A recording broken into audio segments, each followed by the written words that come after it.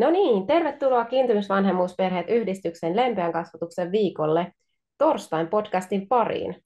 Torstaina aiheena on kouluikäisten tunnetaidot. Minä olen Pia Kosonen, yhdistyksen paikallistoiminnan koordinaattori, pian valmistuva erityisopettaja, tunnetaito-ohjaaja ja 3 lapsen vanhempi. Tänään mä olen erityisesti vanhemman roolissa ihmettelemässä näitä tunnetaitoja.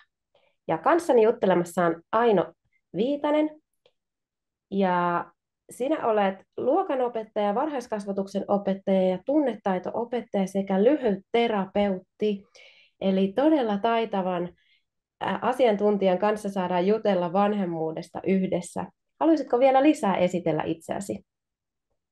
Joo, eli olen tosiaan Aino Viitanen ja me toimin tällä hetkellä osan viikkoa tuolla Vantaalla joustava esi-alkuopetuksen kehittämistyön parissa kehittäjäopettajana ja sitten osan viikkoa toimin tunnetaitokouluttajana tuolla Tunne ja Taide Oy:ssä. Ja sitten me ihan oman yrityksen puitteissa Tunnetaitola Kuura-yrityksellä sitten yrityksen nimissä sit ohjaan tunnetaitoja lapsille ja nuorille ja perheille ja sitten teen myös lyhytterapeuttista keskustelutyötä sitten nuorten ja aikuisten kanssa. Kuulostaa aivan ihanalta, että mistä sinua voi seurata?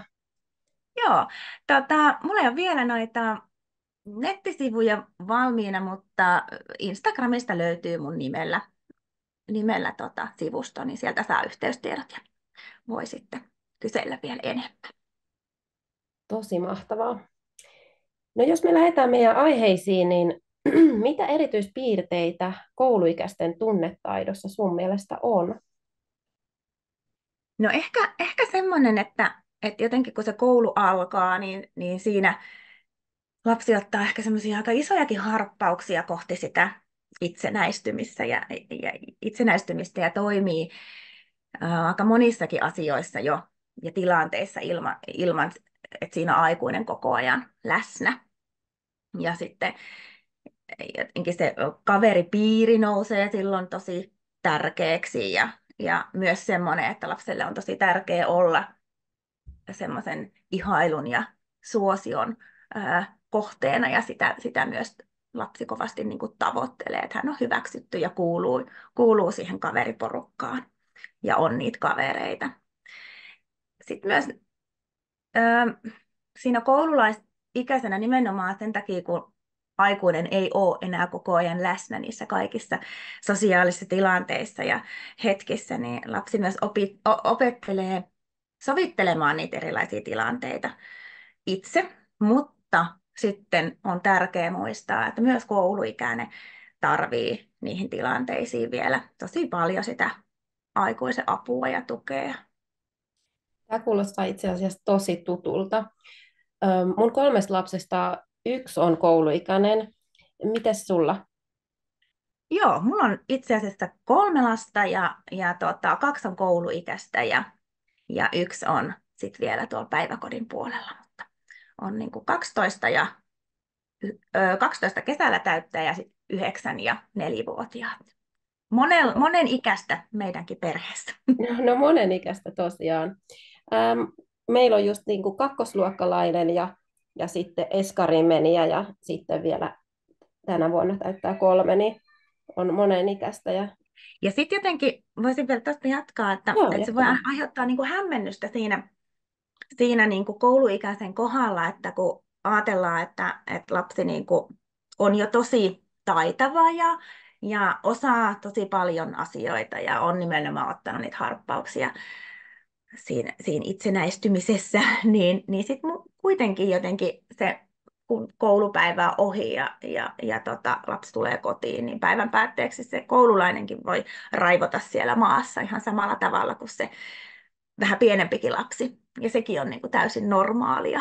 Joo, ja se hämmentää silleen vanhempana tosi paljon itse asiassa, että ähm, mulla, mulla on käynyt monta kertaa sillä lailla, että mä oon tosi paljon jo olettanut, että kouluikäinen on silleen taitava ja pärjäävä ja sitten kun tuleekin semmoinen niin kuin tunnepurkaus, niin sitten jotenkin itse ärsyyntyy siitä hirveästi, että eikö se nyt vielä olekaan, ja niin kuin, enkö mä taaskaan muistanut, että se on vielä ihan pieni, ja jotenkin, että tulee sellainen itsellekin sellainen tosi, miten mä sanotaan, kurja olo vanhemmuudessa. Joo, ja nimenomaan, että vaikka ne itsesäätelyn taidot on kehittynyt jo sieltä niin kuin varhaislapsuudesta, mutta silti se niin kuin, aivojen etuotsalohko, joka vastaa siitä meidän järkevästä ää, ajattelusta ja suunnitellusta toiminnasta ja ylipäätään siitä, että me pystytään säätelemään niitä meidän tunteita, ää, niin se on tosi keskeneräinen edelleen siellä kouluikäisen aivoissa. Ja kouluikäinenkin tarvii siihen aikuisen apua niihin omiin tunnekuohuihin, koska on sitten niiden suurten tunteiden kanssa usein aika pulassakin vielä. Et me voidaan ajatella, että meidän aivoja tämmöisenä niin kuin kolmikerroksisena kerrostalona, jossa jos tämmöistä mielikuvaa haluaisi rakentaa, niin että siellä on tämmöisiä tikapuita näiden kerroksien välillä. Ja siellä ihan alimpana siellä aivojen alakerrassa on tämä meidän aivorunko, ja sitä voidaan sanoa myös tälle tutummin kehoaivoiksi, tai jotkut käyttää liskoaivoja, ja, ja se vastaa niistä meidän ihan kehollisista toiminnoista, että me ylipäätään meidän sydän sykkii ja me pystytään hengittämään ja pysytään ylipäätään hengissä. Ja sitten se toinen kerros, mikä siinä kolmikerroksisessa talossa on, niin siellä toisessa kerroksessa sijaitsee sitten meidän limbinen järjestelmä, jota voidaan sitten kutsua tämmöisellä helpommalla nimellä kuin tunneaivot.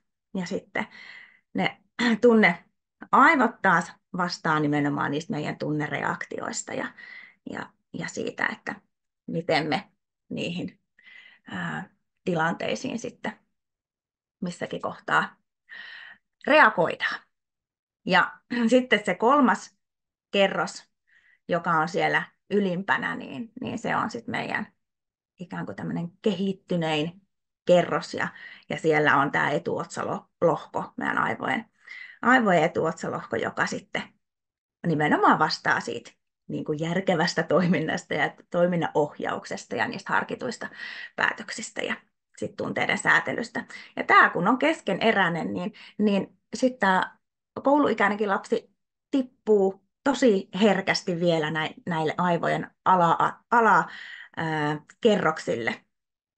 Ja sitten silloin se toiminta voi just näyttäytyä sillä, että se 8-9-vuotias, jopa 10-vuotiaskin sen koulupäivän jälkeen makaa siellä maassa ja on kovan tunnekuohun vallassa. Ja sitten me aikuiset ollaankin sillä, että mitä ihmettä, että miten tämä nyt tälleen menee. Ja sitten jotenkin siihen on niin kuin helpompi suhtautua nimenomaan silleen, että aivan, nyt siellä aivoissa muuten tapahtui niin, että ne tikapuut niiden kahden ylimmän kerroksen välissä kaatu. Ja nyt lapsi onkin vaan sen kahden alimman aivojen kerroksen toiminnan vallassa, jolloin hän ei pystykään ottaa niitä kaikkia tietoja ja taitoja käyttöön, mitä hänellä jo on. Et monesti sitä voi ajatella, että vitsi, että kun se tietää, miten pitää toimia, ja se tietää, ja mitä tässä nyt tapahtuu, ja kyllä se nyt pitäisi nimenomaan osata. Mutta siinä hetkessä, kun tipahetaan sinne kahden alimman kerroksen alueelle, niin me ei enää tiedetäkään, tai me ei osata, vaikka me tiedettäisiin. Se voi antaa semmoista jotenkin itselle sitä kärsivällisyyttä siinä tilanteessa, kun huomaa, että se tunne alkaisi tarttua myös siihen aikuiseen ja siihen vanhempaan. Että aivan nyt siellä aivoissa muuten tapahtui se, että ne tikaput kaatu. Toi oli aivan hyvä vertaus just siihen, että saa niinku myötätuntoa siihen tilanteeseen, jotta jaksaa tehdä sitä kanssasäätelyä vielä isommankin lapsen kanssa, koska koska se kanssasäätely on kuitenkin se kaiken lähtökohta, ja itse rauhoittuminen onnistuu sitten vasta, kun on riittävästi kanssasäädelty. Kyllä. Ja Niin, tämä jotenkin oli se, aivan että ihana jotenkin vertaus, että siellä on tikapuut kaatunut, mua tarvitaan vanhempana. joo, kyllä, just näin. Et tarvitaan pystyttää ne tikapuut uudelleen ja me voidaan toimia siinä aikuisena kanssasäätelijänä, että kun on aika raskaat tikapuut, että miten me saadaan nostettua ne tikapuut takaisin, jotta sitten se yhteys palaa. Ja siinä itse säätelystä, kun siitä puhutaan tosi paljon, niin siinä itse säätelyssähän on itse asiassa kyse siitä, että lapsen kyvystä muodostaa niitä toimivia ja vahvoja yhteyksiä näiden aivojen osien välillä.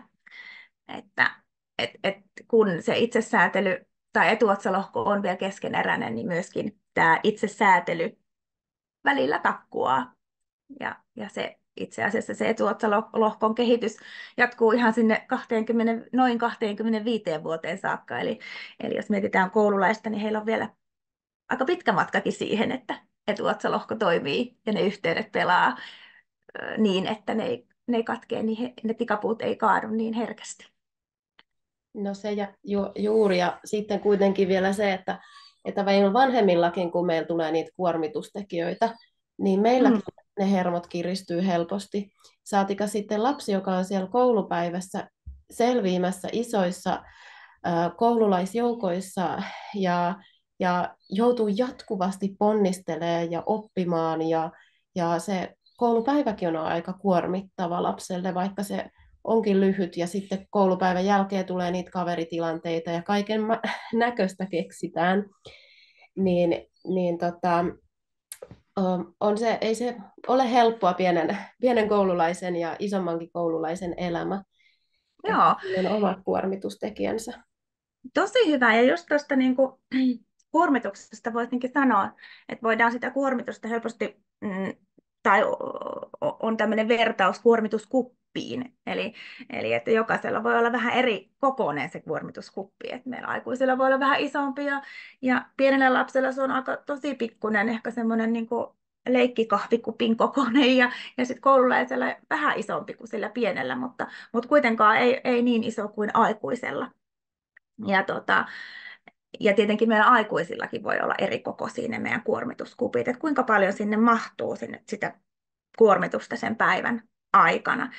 Ja sitten jos mietitään sitä koulupäivää, että nimenomaan siellä voi olla niin kuin todella paljon niitä kuormitustekijöitä, ihan niin kuin melua voi olla siellä koulurakennuksessa ylipäätään, vaikka tunnilla olisikin rauhallista, mutta että siellä käytävillä ja ruokalassa on melua ja sitten sieltä on paljon ihmisiä, se sosiaalisuus voi olla itsestään jo semmoinen kuormitustekijä ja paljon odotustilanteita. Pitää ehkä jonottaa tai odottaa jotain hetkeä, että pääsee tekemään jotain tehtävää tai sitten ylipäätään se tehtävien tekeminen ja keskittyminen vaatii ihan tosi paljon lapselta. Ja sitä, kun sitä tekee monta tuntia putkeen, niin se on jo itsessään tosi kuormittavaa.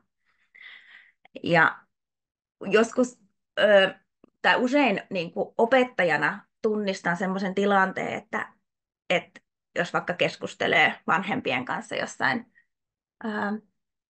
tapaamisessa, että joku lapsi, joka on siellä koulupäivän aikana tosi rauhallinen ja tekee kaikki tehtävät ja ei oikeastaan ajaudu ristiriitoihin ja kaikki sujuu tosi hienosti siellä koulupäivän aikana. Ja sitten vanhemmat kertookin, että koulupäivän jälkeen tämä samainen lapsi voikin räjähtää ihan todella siellä kotona ja saada niin kuin, varsinkin pienten koululaisten alkuopetusikäisten kohdalla tämä on hyvinkin tuttua, että sitten siellä koulupäivän jälkeen tulee niitä raivareita. Että se vaan kertoo, ja sitten se voi olla siitä nimenomaan, että se kertoo siitä, että se kuormitus on sen päivän aikana, sinne kuppiin on tullut jo niin paljon niitä erilaisia tekijöitä, ää, jotka sitten eskaloituu siihen, että kun tullaan sinne kotiin, niin sitten voi olla ihan semmoinen tilanne, että joku lelu on väärässä paikassa tai sisarus on käynyt luvatta sun huoneessa ja se huomaat sen, niin se voi olla ikään kuin se viimeinen niitti silleen, että nyt tämä kuppi läikkyy yli ja sitten ei enää pysty toimimaan harkitusti ja hallitusti ja tikapuut sinne etuotsalohkoon katkee ja sitten tulee se tunnekuohu. Tämä kuulostaa niin tutulta, niin tutulta. Ja sitten itse ei jotenkaan kestä sitä, että, että jos tämmöinen pieni, pieni koululainen, tai siis meillä niin kuin iso koululainen, niin sitten niitä pienempiä sisaruksia menee sitten niin kuin satuttamaan, ää, niin siinä ei jotenkin kestä, koska kyllä se nyt pitäisi jo tietää, että Mm, toisia ei mm. satuteta ja näin, että siinä on kyllä kovassa paikassa meidän esikoinen monta kertaa. Kyllä, joo. Ja sitten aikuisena jotenkin sitä, että miten auttaa itseään niissä tilanteissa, että kun huomaa, että alkaa se ajatus tulemaan, että taas ja nyt, että kyllä sen nyt pitäisi just tietää ja että miten tämä nyt taas on näin vaikeeta, niin jotenkin se, että lähtisikin sitten niinku kurkkimaan sinne, että mitä sen itse asiassa sen näkyvän käyttäytymisen takana onkaan, että okei, mitäs kuormitustekijöitä tämän lapsen päivässä onkaan ollut ja lähtee ehkä sitä kautta ää, Joo, niin toi kuin on just mua avaamaan sitä tosi paljon, tilannetta ehkä itse. Joo, paljon kans niinku auttanut se, että mä oon just miettinyt sitä, että hän niin säätelee, pinnistelee niin siellä koulussa.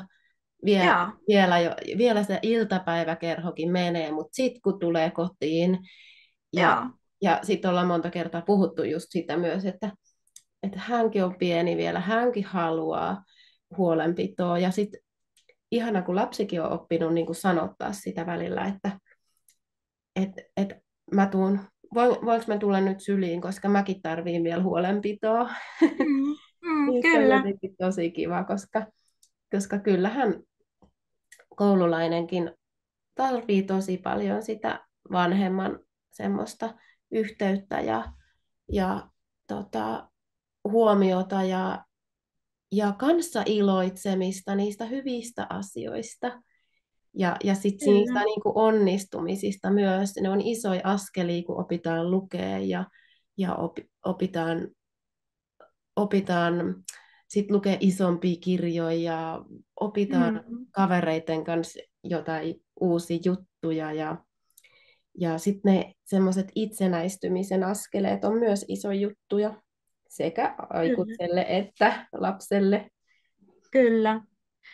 Ja jotenkin ehkä niin kuin ensimmäinen tai sellainen tärkeä sääntö ja muistutus nimenomaan, että kun se lapsi alkaakin toimia sille ehkä aikuisen näkökulmasta haasteellisella tavalla tai just sille semmoisella tavalla, että tulee itselle semmoiset ajatukset, että ei taas ja miten tämä nyt on näin vaikeaa, niin jotenkin semmoinen muistisääntö, että tärkein ehkä semmoinen ensimmäinen lääke siihen tilanteeseen on lisätä sitä lapsen rakkausannosta, että ottaa nimenomaan sitä koululaistakin syliin ja jutella ja kuunnella ja tehdä hänen kanssaan, jos vaan mahdollista, niin vähän kahdestaankin jotain asioita, varsinkin jos on muitakin sisaruksia, niin hetki. Se ei tarvitse olla mitään isoa, mutta joku pienikin hetki, että ollaan vaan me kaksi tässä, eikä tarvitse jakaa sitä huomiota kellekään muulle.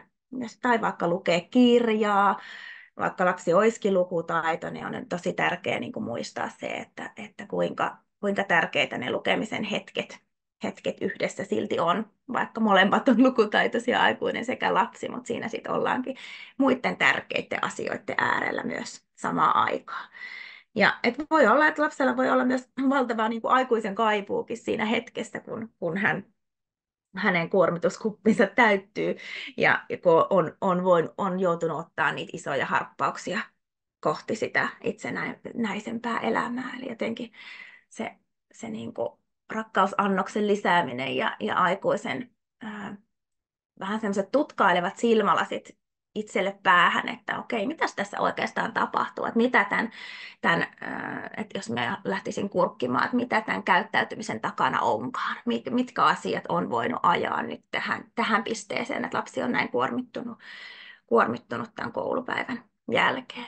Ja ehkä lisäisin vielä sen, että nimenomaan jos pieni alakoululainen on sen koulupäivän, vaikka se on lyhyt, että se on sen niin kuin, voi olla 4 tuntia, 4-5 tuntia, että se tuntuu tosi lyhkäiseltä päivältä, mutta se on tosi pitkä päivä sit lapsen näkökulmasta, ja sitten jos siihen tulee sit iltapäiväkerho päälle, mikä on tietenkin vapaampaa toimintaa, mutta siellä sitä sosiaalisuutta on myös tosi paljon, että ei mikään ihme, että sit lapsi onkin jo aivan poikki sen jälkeen. Toi Ja on niin kuin kyllä sekin totta. joo. Joo, ja niin kuin sekin sanoit sitten hienosti, että lapsi sanottaa jo itse sitä, niin nimenomaan, että voi lapsen kanssa miettiä sitä kuormitusta ja pohtia, että mikä siellä päivän aikana, mitä siellä on tapahtunut sellaista, joka on kuormittanut. Ja niitä voi vaikka yhdessä kirjoittaa lapulle ja laittaa ihan niin kuin konkreettisesti pieneen astiaan ja näyttää ja konkretisoida lapsellekin, että niin tämmöistä ja tämmöistäkin sulla tapahtuu ja tämmöistä, ja huomaatko, että tämä kuppi alkaakin olla ihan täynnä, että niin kuin lapsellekin sitä, että ei mikään ihme, että sua harmittaa. Sitten ehkä opettaa keskustella jotenkin lapsen kanssa siitä, että mitenkä sieltä voisi ottaa, mitenkä sitä kuppia voisi välillä vähän tyhjentää, että mitä sieltä voisi, miten voisi helpottaa sitä kuormitusta. Ja ehkä sanottaa sitäkin, että miltä susta tuntuu silloin, kun sä oot kuormittunut. Minkälaisia merkkejä sussa niin kuin herää, alkaako sulla niin kuin, tuntuuko siltä, että niin kuin aivot räjähtää tai pää räjähtää, alkaako sulla niin kuin sydän sykkimään nopeammin vai mitä. Että voi yhdessäkin miettiä sitä, että lapsi oppii tunnistamaan niitä merkkejä sitten, sitten ennen kuin alkaa se tunnekohu ottamaan sit valtaa. Ja miettiä, että mikä voisi olla semmoista, mikä sit sua auttaisi niissä hetkissä. Että olisiko se, että meet koulupäivän jälkeen ihan vaan sinne omaan huoneeseen, auttaisiko sua se, että olet hetken hiljaisuudessa, vai auttaisiko sua jonkun rauhallisen musiikin tai äänikirjan kuunteleminen. Kokeilla semmoisia keinoja, että lapsi oppii myös itse tyhjentämään ikään kuin sitä kuormituskuppia. Joo, se on ihan hirveän hyvä taito, ja niitä keinoja tavallaan pitää olla sit, mitä vanhemmaksi kasvaa, niin moninaisia, jotta erilaisista tilanteista pystyy palautumaan Joo. pikkusen päivän aikana. Ja sitten myös, siis mun lapseni keksi tänään, että hän ottaa kirjan, joka hänellä on kesken, niin kouluun mukaan, niin hän pystyy sitten joka välissä ottaa sen esiin ja pikkusen lukemaan. Mä ajattelin, että Joo, oi ihan että mitä mahtavaa. hieno keino. Kyllä, just näin. Joo, ja just niin kuin, että löytää se oma keino, että mikä se kellekin on, että onko se sitten joku itsekseen leikkiminen koulupäivän jälkeen, vai onko se piirtäminen, just se joku rauhallisen musiikin kuuntelu, vai ihan hiljaisuudessa oleminen, vai palauttaako mua sitten se, että me vaikka leikin vaikka sen kaverin kanssa kahdestaan, mutta sitäkin on hyvä pohtia, että onko se sitten niin kuin aikuisen apua siinä, että lapsi helposti itse haluaisi olla siinä sosiaalisuudessa niin kuin tosi paljon, ja kaverit kun on tärkeitä, mutta siinä kohtaa sitten aikuisen niin kuin tuntosarvet esille, että itse asiassa onko tämä niin kuin, kaverin kanssa oleminen sitten, jos se päivä on jo muutenkin ollut tosi sosiaalinen, että pitää huolta siitä, että siinä arjessa on niitä väljyyshetkiäkin siihen, että sitä sosiaalisuutta ei myöskään tule liikaa. Kyllä, ja että kaikki niin kuin perheen kanssa oleminen ja harrastukset on niin kuin tasapainossa, että lapsi vielä niin kuin jaksaa koko sen Mm, arjen kokonaisuuden, koska kyllä. kyllähän se perhearki nykyään on aika moista kiirettä ja hoppua monelta osin. Mm, Ei kuitenkaan, että tavallaan se arki, mitä me eletään, niin se on sen lapsen lapsuutta, että täytyy kuitenkin miettiä se kokonaisuus, että ei niitä harrastuksiakaan vielä pienellä koululaisella tarvitse olla paljon. Ja sitten Mutta on tietysti kiva, jos lapsi tykkää, niin sittenhän niitä voi olla, mutta siinäkin täytyy pohtia tosi paljon sitä kuormitusta ja että ehtii Kyllä, olla sitä väljyyttä siellä arjessa kyllä, myös ja aikaa kyllä. sille palautumiselle. Toki Mm. osallahan osat tietysti tykkää palautua myös sille liikunnalla, mutta se ei saa olla ainoa palautumismuoto. Niinpä, just niin. Ja nimenomaan siinäkin sitä pohtii ja sen lapsen, niin kuin, oman lapsen tuntemusta siinä, että mikä hänelle on hyvä niin kuin, se palautumisen keino, ettei sitä kuormitusta, ettei se kuormituskuppi niin kuin täyty yhä edelleen sen koulupäivän ja iltapäiväkerhon jälkeen. No hei, jos pakkaisit lapsen reppuun tunnetaitoja, mitä antaisit hänelle mukaan kouluun? No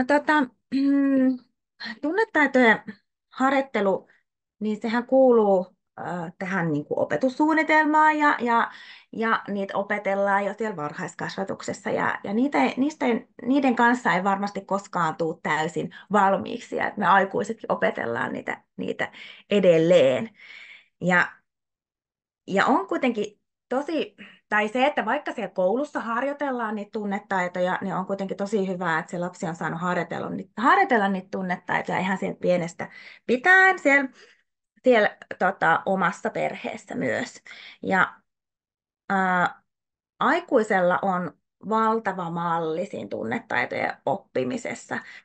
Et siinä, miten se aikuinen itse sanottaa, säätelee tai ilmaisee niitä tunteita, niin se on suora esimerkki lapselle siinä, että miten niiden tunteiden kanssa oikein toimitaan ja miten me toimimme niissä haastavissa tilanteissa. Ja, ja kun tunteilla on tapana myös tarttua, niin on hyvä kiinnittää huomiota siihen, että miten siellä meidän perheessä käsitellään niitä haastavia tilanteita ja miten niissä toimitaan. Että miten siellä perheessä, miten me suhtaudutaan siihen ympäröivään maailmaan, miten me puhutaan toisista ihmisistä lasten kuullen, ihan vieraista tai lähipiirin ihmisistä, tai kuuleeko se lapsi sitä niin kuin arvostavaa puhetta kotona, vai kuuleeko hän arvostelevaa puhetta kotona. Ja sitten tosi tärkeää, että miten aikuinen puhuu itsestään myös. Ja tämä kaikki tarttuu mallina lapselle siitä, että mikä on se luonnollinen tapa, joka on sallittua ja mitä minä voin itse toistaa sitten siellä omassa elinpiirissä ja kavereiden kanssa toimiessa. Se on tosi tärkeää muistaa, että lähtökohtana niiden tunnetaitojen oppimiselle on nimenomaan ne aikuisen omat taidot tunnistaa, säädellä ja ilmaista niitä omia tunteita itseä ja toisia kunnioittavasti. Ja sitten jos jotain taitoa nyt pitäisi nimetä, niin nimenomaan jotenkin se, että miten me toimin niiden haastavien tunteiden kanssa ja miten me ilmaisen omaa tunnetta itseä ja toisia kunnioittavasti.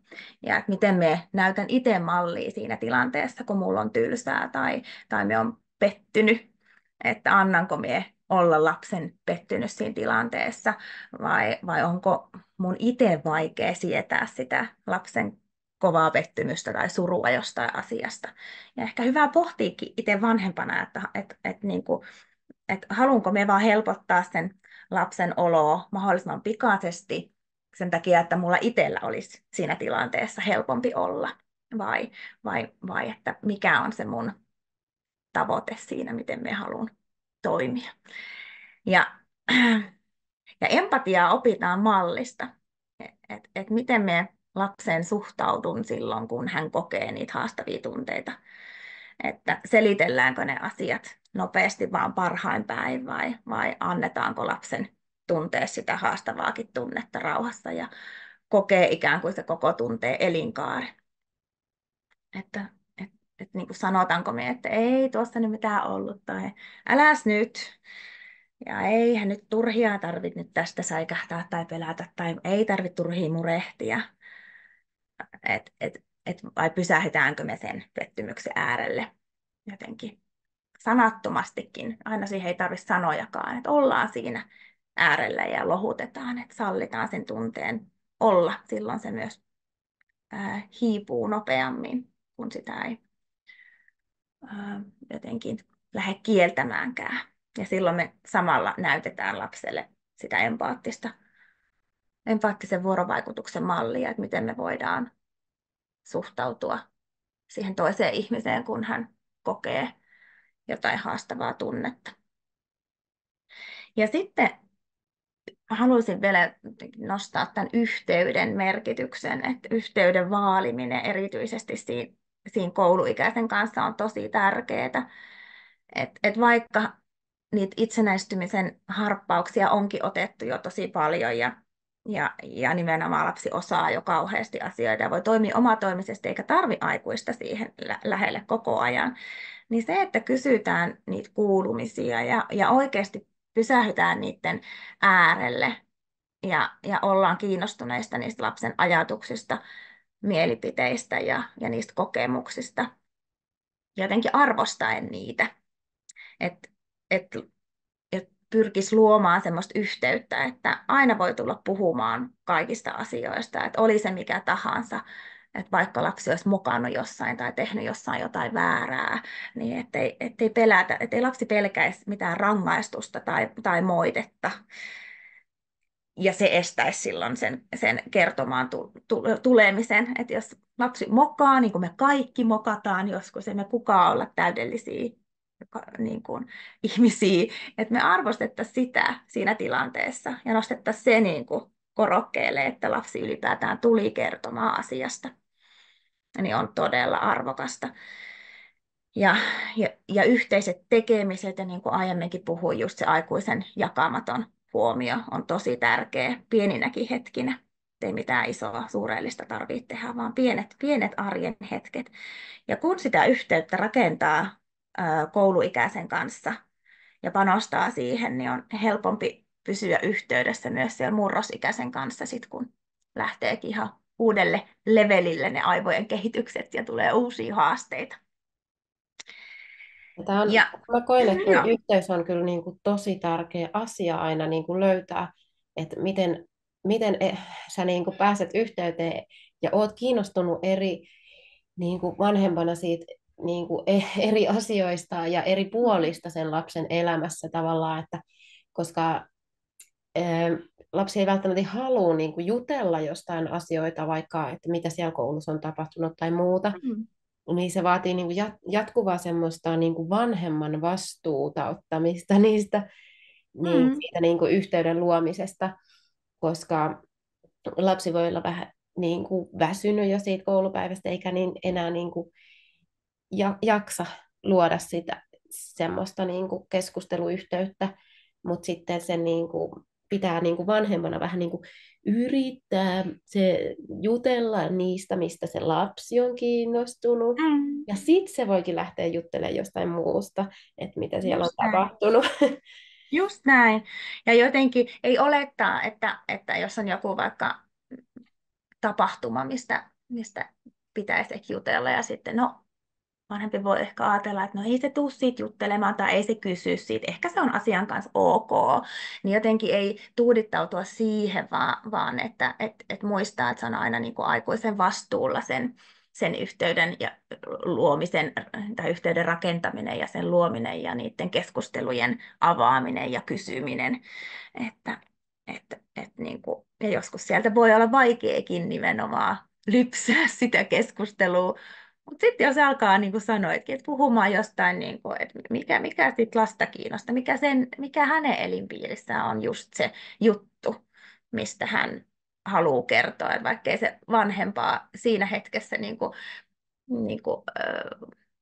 aina kaikki Minecraftit tai muut ei ehkä ole sitä aikuisen juuri ydintä kiinnostuksen kohdetta, mutta jotenkin se, että antautuukin sille, että okei, me haluaisinkin kuulla tästä, me haluaisinkin ehkä nyt oppia tästä lapsen maailmasta tai tästä, että mikä tässä on se juttu, mikä tässä on just niin kivaa ja kiinnostavaa.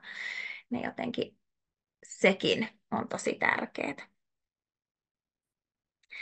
Ja ehkä semmoinen, jos miettii mitä tunnetaitoja pakkaisin lapsen mukaan koulureppuun, niin on myös kyllä semmoinen tylsyyden kestäminen ja sietäminen, että aina ei tarvi olla kivaa ja arjen ei tarvi olla täynnä tekemistä, että siinä aivotkin, jos koko ajan sitä arjen täyttää sillä tekemisellä, niin aivotkin oppii koko ajan saamaan enemmän ja enemmän sitä dopamiinipurskauksia, kun mennään ja tullaan ja koko ajan on niitä huvituksia ja huvituksesta toiseen. Ja sitten elo siellä koulussa voikin tuntua ihan todella tylsältä, kun sitten täytyykin ää, aivot laittaa ihan erilaiseen työhön, että ne tylsät ja tyhjät hetket on tosi tärkeitä siellä koululaisen arjessa ja se, että nimenomaan että varaa sinne arkeen riittävästi sitä väljyyttä. Ja varsinkin niin kuin pienten koululaisten kohdalla, niin kuin huolehtia vanhempana siitä, että siellä on aikaa siellä arkipäivienkin joukossa, aikaa semmoiselle pitkäkestoiselle leikille, joka helposti sit voi jäädä se aika, jos siellä on vaikka harrastuksia jokaisena päivänä ja mennään paikasta toiseen, niin jotenkin muistaa se leikin tärkeys, koska se pitkäkestoinen leikki vaatii aikaa ja semmoista rauhallista aikaa, että sulla on oikeasti mahdollisuus paneutua siihen. Jo, nyt on kyllä ihan pakko kysyä, Joo. että mun vakio vastaus, kun mulle joku lapsi valittaa, että on tylsää, niin mä oon silleen, että Mm. oi ku hyvä! Että se Joo, on hieno just niin. asia, siitä se luovuus syntyy ja mikäköhän leikki siitä sit syntyy seuraavaksi, kun on tosi tylsää. Kyllä. Voi että mun lapset inhoa näitä vastauksia. Olisiko sulla joku hyvä vakkarivastaus, mihin mä voin Mm. välillä vaihtaa? No, minäkin käytän kyllä että tylsyys on niin kuin hyvästä vaan, että jotenkin sanottaa sitä lapselle, että malta vaan sietää nyt sitä tylsyyttä, että hetken päästä sulle voi tulla joku hyvä idea tai upea leikkiajatus tai tekeminen, mitä siellä voisit lähteä tekemään, että helposti me lähdetään ehkä ratkaisemaan sitä lapsen puolesta ja ehdotellaan hirveästi tekemisiä, mutta useimmiten sitten se ehottaminen lapsen puolesta ei myöskään sitten motivoi lasta, koska hän ei ole saanut sitä ajatusta itse. Että, että ei ehkä semmoista suoraa vastausta ole tuohon sun kysymykseen, että mitä voisin sanoa. Käytän itse myös tätä samaa, että malttia vaan, kyllä se kohta sieltä niin kuin tulee se ajatus. Ja sitten ehkä joissain toisissa hetkissä voi, kun ei ole se tylsyyden hetki läsnä, niin sitten tehdään vaikka lapselle semmoista puuhapurkkia, siis semmoista, että on lasipurkki, missä on, milloin lapsi on jossain muussa kuin siinä tylsyyden hetkessä keksinyt erilaisia puuhia, mitä hän tykkää tehdä. Ja täyttää sen purkin sit niillä puuhilla ja sitten siinä tylsyyden hetkessä hän voi sit sieltä nostaa jonkun ja miettiä, että olisiko tämä nyt se, mihin hän voisi sitten tarttua. Koska siinä tylsyyden hetkellä ei ehkä sitten myöskään tuu mieleen ne kaikki upeat jutut, mitä hän haluaisi tehdä. Ja sitten kun olisi se purkki siinä apuna, niin se voi olla tukena siinä lapsen ideoiden keksimisessä. Joo, se on totta. Mä kyllä aina ehdotan, siis aina välillä myös ehdotan niissä tylsyyden hetkissä, että no mun mielestä meidän vessa näyttää siltä, että se täytyy pestä. Joo, Ja tällaisia, niin kuin, että joo. nyt on tossa, että voit tulla auttamaan äitiä. Joskus tulee, joskus ei. Joo, ja eihän se väärin ole ehdottaa, kyllä minäkin ehdotan, niin että no, että olisiko tämä tai tämä, mutta mä oon huomannut, että usein ei ne mun ehdotukset niin kuin ole kauhean hyviä, että sitten ne on silleen, että no en todellakaan, tai no en, on aina se vastaus, niin sitten jotenkin ajatellut, että no ehkä se on parempi, että mä annan nyt hänen oikeasti vaan niin kuin sieltä sitä tylsyyttä hetken, että Just näin. sieltä se tulee se vastaus. Että tylsyys ei ole huono asia, että se voi tarjota tilaisuuden myös lepäämiseen, rauhoittumiseen ja antaa nimenomaan tilaa sille luovuudelle. Ja joskus voi olla kyse ihan siitä, että lapsi on jo niin ikään kuin siinä tekemisen niin kuin kierroksilla, että hän on on tehnyt tätä, tehnyt tätä, tehnyt tätä ja tehnyt tätä, ja sitten on jo silleen, että mitä seuraavaksi, ja nyt en keksi. Ja sitten voi olla, että siinä tilanteessa olisikin hyvä, että nyt olisikin mahdollisuus ihan levätä hetki. Että se tylsyys voi antaa myös parhaimmillaan niin kuin mahdollisuuden lepäämiseen ja rauhoittumiseen.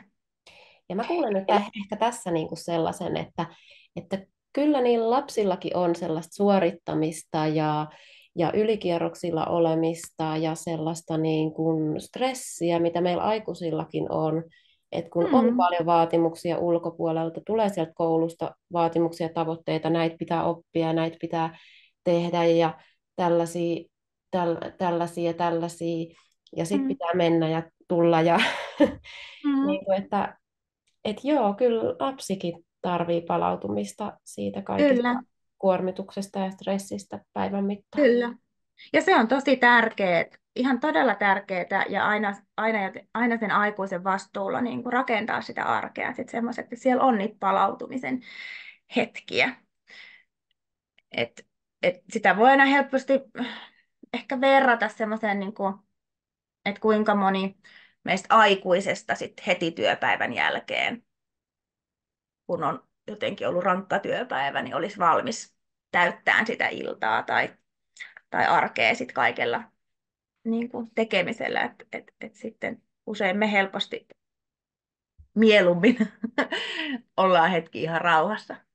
Että lapset on ihan samanlaisia siinä kuormituksen kanssa, että tarvii sitä rauhaa. Kyllä. Joo, tämä on tosi tärkeä asia huomata. Ja hei, jos sä vielä tiivistäisit tätä, että mikä nyt on tärkeintä pakata sinne koulureppuun?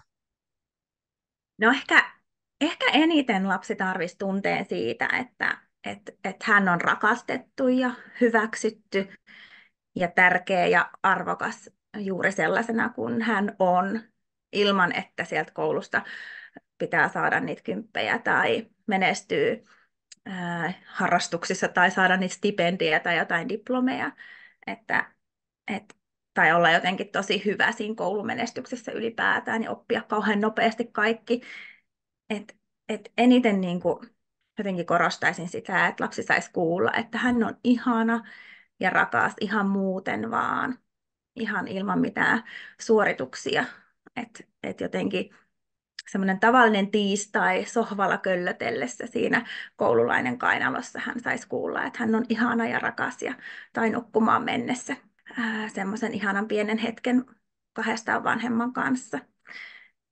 Ja jotenkin myös sitä, että se koululainen tarvii uskoa itseensä ja, ja tunnetta siitä, että hän on niin kuin tärkeä vanhemmille, niin kuin hän on tärkeä niille kavereillekin. Ja myös sitä, että hänellä on se tunne ja varmuus siitä, että jos minä mokaan tai jos minä kaadun, vanhemmat auttaa lasta ja lapsi tietää, että mun ei tarvitse selvitä yksin mistään. Ja että lapsi tietää, että hän voi kertoa niistä kaikista vaikeistakin asioista. Ja nimenomaan niistä mokistakin, mitä jokainen ihminen tekee. Ja tietää, että niistä selvitään yhdessä. Että se koululainenkin saisi olla vielä pieni ja hauras ja pyytää apua. Tämä Ehkä on kyllä, tämmöiset tähän joo, loppuun vielä. tämä on kyllä tosi, tosi tärkeä ajatus ja jotenkin tuli ihan liikuttunut olo. Kyllä. No jos sä halusit sanoa vielä siitä, että mikä asia oli semmoinen, mitä vanhempi voi erityisesti niin kuin opettaa lapselle. Öö, ja Joo, sitten me voitaisiin ruveta varmaan vähän lopettelemaan jo. joo. Ja niin kuin sanoin, että tunnetaitoja oppii ennen kaikkea siinä vuorovaikutuksessa ja mallissa, mutta totta kai niin kun on hyvä aikuisena ja vanhempana sit myös, että sit voi opettaja mallintaa niitä tunnetaitoja ihan niin kuin, ää, että jos halutaan käyttää, että miten opetan tunnetaitoja, niin ihan semmoinen, että tunnesanastoa kartuttamalla, että sanottaa ja linkittää sitä siihen omaan lapsen tai siihen perheen arkeen. Et sanottaa niitä omia ja lapsen tunteita siellä kotona ihan niissä arkisissa hetkissä. Meillä on tunnesanasto tosi suppea, niin siinä voi käyttää apuna jotain tunnekortteja tai tunnelistoja, ja siinä voi samalla tutkailla ehkä aikuinen sitä omaa tunnetilaakin ja mallintaa sitä kautta sanallisesti lapselle sitä, että miten niitä tunteita voi tunnistaa. Ja sitten kun aikuinen sanottaa niitä lapsen tunteita siinä tunnetilanteessa, niin siinä myös se tunne saa sen hyväksynnän. Ja lapsi saa sen kokemuksen, että ok, on ihan ok tunteen näin. Sitten tietenkin voidaan harjoitella kotona tai tutustua jotenkin semmoisiin erilaisiin tunteen säätelykeinoihin ja pohtii, että mikä voisi olla just mulle semmoinen, mitä minä voisin niin kuin, käyttää tai mitä lapsi voisi käyttää siellä niissä haastavissa hetkissä.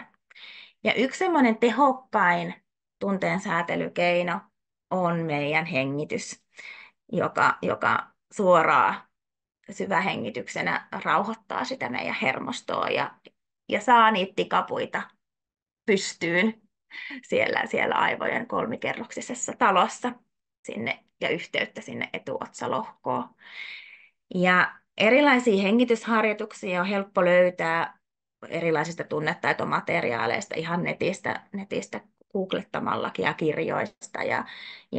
Ja näitä hengitysharjoituksia voi harjoitella yhdessä lapsen kanssa vaikka ihan jossain rauhallisissa yhteisissä hetkissä. Esim. Illalla ennen nukkumaan menoa on hyvä hetki. Ja nimenomaan harjoitella niitä niissä rauhallisissa hetkissä. Ja sitten myös ehkä semmoinen, niin että mitä kotiin voi tehdä, niin kun on tutustuttu yhdessä, että minkälaisia erilaisia tunteen säätelykeinoja on olemassa, niin sitten ehkä voi koostaa semmoisen oman keinotaulun tai jonkun tunnesäätelykorin, johon kootaan sit erilaisia välineitä tai asioita, jotka tukee sitä lapsen tunnesäätelyä niissä haastavissa hetkissä. Et sitten kun niitä asioita on harjoiteltu yhdessä ja sitten ne on koottu ne mieluisimmat keinot sinne koriin tai johonkin keinotauluun, niin sitten lapsen on helppo sitten, tai helppo, mutta aikuisen ohjaamana sitten hakeutua ehkä sen tunne korin äärelle ja sitten niin kuin pikkuhiljaa opetella, että mikä voisi mua auttaa tässä hetkessä tämän tunteen kanssa, mutta tässä ehkä semmoista niin kuin armollisuutta meille vanhemmille, että se, että lapsi pystyy menemään sinne oman keinokorin ääreen, niin se vaatii jo tosi paljon, että tunnetaitojen opettelussa tämä toisto on tosi tärkeää, että miten me pidetään sitä niin kuin läsnä siinä koko ajan siinä arjessa ja miten me muistutellaan niistä keinoista ja miten me autetaan lasta hakeutumaan niiden keinojen äärelle. Että jos sitä toistoa ei ole, niin ei se opeteltu asia pääse juurtumaan sinne arkeen ja niihin tositilanteisiin. Ja kouluikäinen lapsi tarvitsee sitä aikuisen apua ja tukea niissä oikeissa tunnekuohun hetkissä. Ja sitten ehkä semmoinen, mitä lapsen kanssa voi tehdä, mikä auttaa myös siellä koulun puolella, niin on tämän yhteyden ja sitten sen käyttäytymisen taakse näkemisen lisäksi se, että ennakoi vähän niitä tilanteita lapsen kanssa, että minkälaisia tilanteita tai haastavia hetkiä, ristiriitatilanteita voi vaikka kaverin kanssa tulla siellä koulussa tai iltapäiväkerhossa tai koulun jälkeen kotona, kun aikuinen ei ole vielä tullut. Ja sitten miettiä, että ihan niin kuin voi miettiä, että mitä vuorosanoja minä voin niissä haastavissa hetkissä käyttää. Mitä minä voin sanoa silloin, kun musta alkaa tuntua siinä kaverin kanssa tältä, tai se kaveri sanoo jotain, mikä ei tunnu musta kivalta. Tai mitä minä voin toimia, mitä minä voin tehdä siinä. Vähän niin kuin ennakoiden niitä tilanteita ja harjoitella niitä tilanteita kotona, varsinkin jos on pulmia joissain taitohetkissä.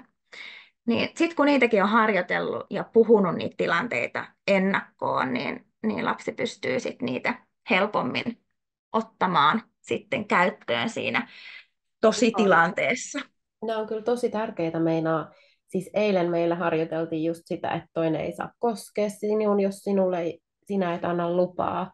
Niin ihan Joo, tosi tärkeitä, niin kuin ihan käytännössä harjoiteltu, mitä sanoo siinä just tilanteessa. niin. Ihan toistettiin useampaan kertaan. Että Juuri näin, tosi, just tosi näin. tärkeitä Kyllä. tapoja Ja harjoitella. just, joo, ja just tämmöiset, miettiä ikään kuin valmiiksi just jotkut ihan vuorosanat, jotka on tutut ja jotka on helppo ottaa sit käyttöön siinä tilanteessa.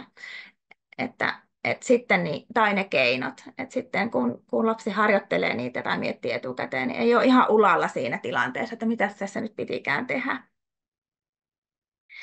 Ja sitten myös tosi tärkeää semmoinen positiivinen vahvistus, että kun se lapsi niin kuin onnistuu ja kun se toimii, tämä nyt liittyy yleisesti kaikkiin niin kuin onnistumisen hetkiin ja hyvään huomaamiseen, että me helposti meidän aivojen negatiivisen vinouman vuoksi kiinnitetään huomiota kaikkiin asioihin, jotka ei toimi tai ne nousee isommalle volyymille meidän huomion kentästä, niin muistaa se, että aina kun se lapsi toimii silleen, miten me haluttaisiin ja odotettaisiin hänen toimivan ja miten hän on oppinut niitä taitoja, niin positiivisesti vahvistaa sitä kehua ja antaa huomiota niissä hetkissä.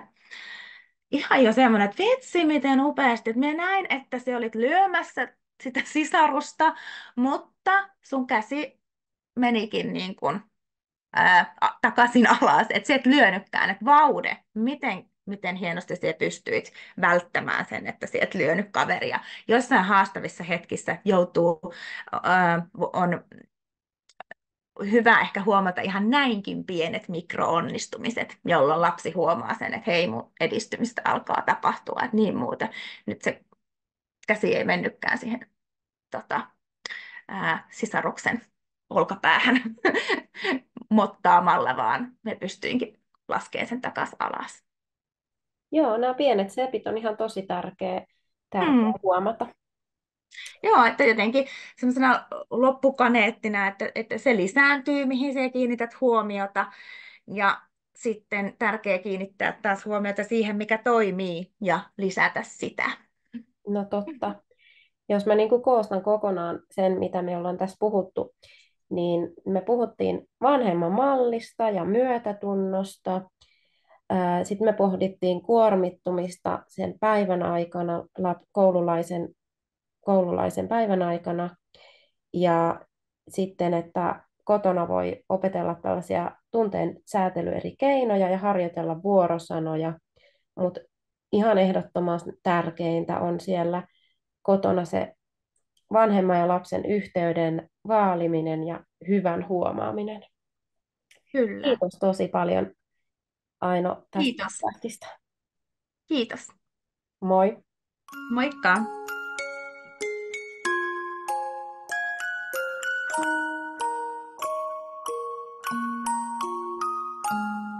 Kiitosvanhemmuus.fi